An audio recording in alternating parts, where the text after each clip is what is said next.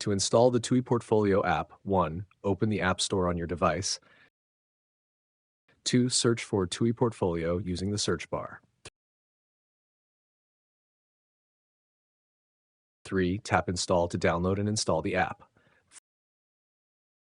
4. Once the installation is complete, tap Open to launch the app. The app will start with an English interface by default, but you can change the language in the settings if needed. Initial setup: 1. Add your first picture. You can either add a new picture or restore from a backup. 2. To restore from a backup, select the Factory Reset image file, which includes about 60 to 70 photos, and tap Restore Shore. After the restore process, 1. Check the main screen. If the main screen is blank, exit the app and then reopen it.